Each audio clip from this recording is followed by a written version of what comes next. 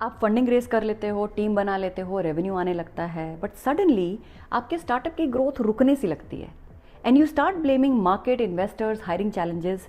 Rarely do founders ask the real question कि कहीं मेरी कन्विक्शन के पीछे छुपी मेरी ईगो, कहीं वो ही तो मेरे स्टार्टअप को पीछे नहीं खींच रही।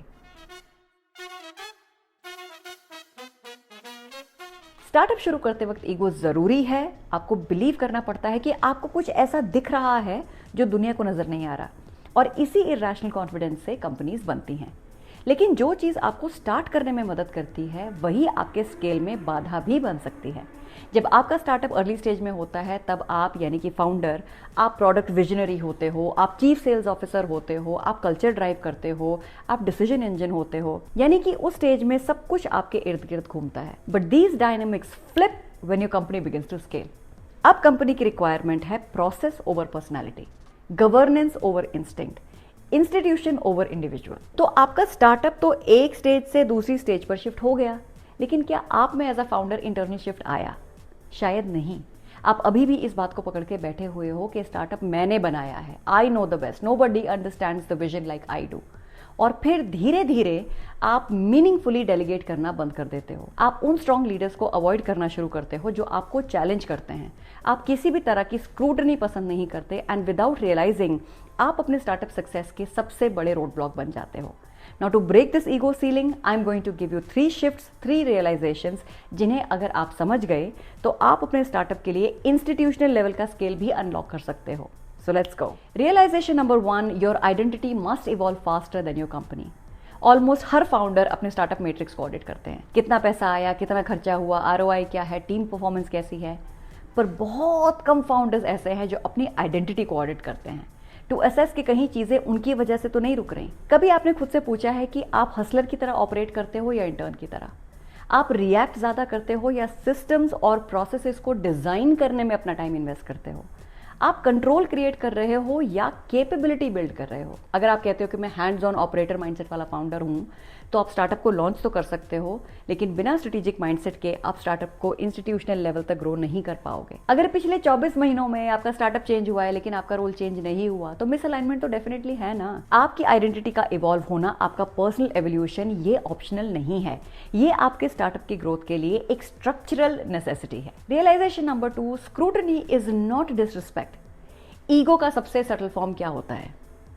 बात बात पर डिफेंसिव होना, हर कम्युनिकेशन को पर्सनल अटैक की तरह देखना। बोर्ड ने कुछ टफ क्वेश्चन किया, आपको लगता है कि मुझे अटैक कर रहे हैं। टीम अलाइनमेंट के बारे में कोई डिफरेंस डिस्कस हुआ, आपको लगता है मेरी कैपेबिलिटी पर शक कर रहे हैं। टीम के किसी सीनियर लीडर ने आपके व्यू पॉइंट को चैलेंज किया, यू फील थ्रेटन्ड। अगर आप बात बात पर डिफेंसिव हो रहे हो तो इस बात पर आपको ध्यान देना चाहिए।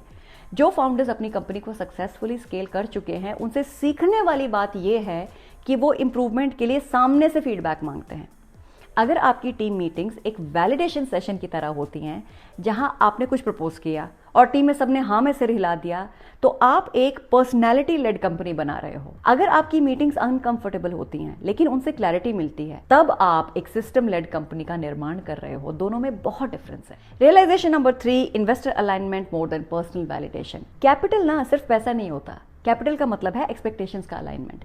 फाउंडर मनी मन चाहते हैं कि हमारे इन्वेस्टर्स हमें एडमायर करें, they should treat us like visionaries, brilliant, irreplaceable.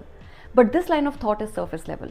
Seasoned founders on the other hand think differently and ask deeper questions, जैसे कि are we aligned on the timeline? हमारा एग्जिट होराइजन क्या है? हमारे गवर्नेंस स्टैंडर्ड्स कैसे हैं? हमारी डाइल्यूशन फिलॉसफी क्या है?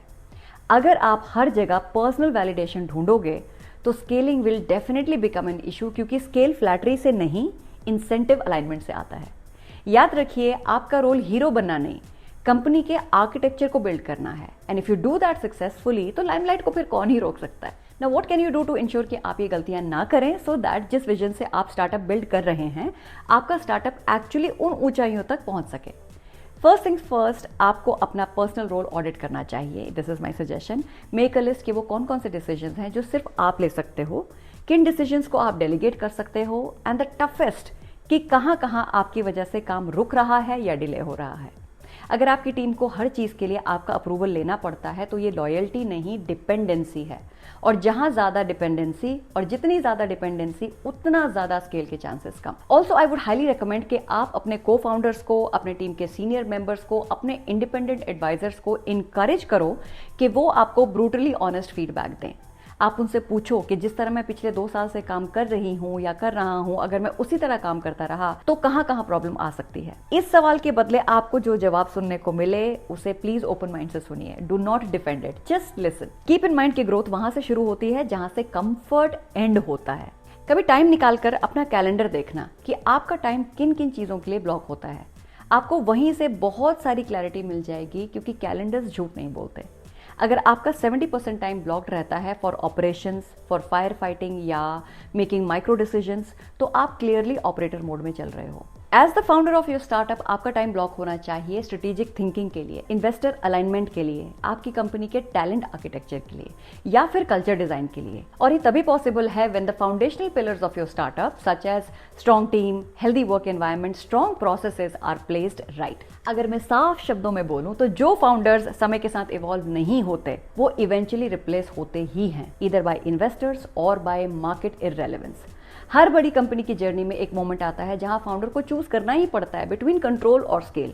ईगो को कंट्रोल चाहिए, लेकिन विजन हमेशा स्केल डिमांड करेगी, और स्केल डिमांड करती है surrender of identities and letting go of egos. Please pause and ask yourself कि क्या मैं ऐसी कंपनी बना रही हूं जो मुझ पर डिपेंड करती है, या एक ऐसी company that goes much beyond me. Respected founders ऐसे स्टार्टअप्स नहीं बनाते जो सिर्फ उनकी पर्सनैलिटी पर डिपेंड हो, जहां पर छोटी छोटी चीजें उनके डिसीजन पर डिपेंड करें, बल्कि वो कोशिश करते हैं एक ऐसा आर्किटेक्चर बनाने की दैट आउटग्रोज देम। आपके स्टार्टअप की असली रुकावट आपकी फंडिंग कैपेसिटी नहीं, आपका टाइम नहीं, आपकी हायरिंग स्पीड भी नहीं है, बल्कि आपका पर्सनल एवोल्यूशन है। तो इस ईगो के चक्रव्यूह को तोड़कर अपनी आइडेंटिटी को रीडिजाइन कीजिए। Choose alignment over admiration and watch the ceiling disappear. तो दोस्तों आज के लिए बस इतना ही। आई होप आज के एपिसोड से आपको ये समझने में मदद जरूर मिली होगी कि beyond just being a word, आपकी ईगो कैसे आपके स्टार्टअप को उड़ने से पहले ही उसके पंख काट सकती है। अगर आगे बढ़ना है, कुछ बड़ा हासिल करना है, तो पर्सनल एवोल्यूशन पर ध्यान देना ही होगा। कमेंट बॉक्स में मुझसे अपने व्यूज जरूर शेयर करना and do let me know what worked best for you. मुझे आपके कमेंट्स का इंतजार रहेगा। If you are interested in more content around growth, entrepreneurship, strategy, funding, then do consider subscribing to the channel. And if you want real-time help with business growth, tech development, funding enablement and international expansion, then do visit our website and connect with our teams. तो मिलते हैं अगले हफ्ते एक और power packed episode के साथ। तब तक अपनी ईगो को साइड में रखिए, अपने पर्सनल एवोल्यूशन पर फोकस कीजिए and continue talking values and ventures.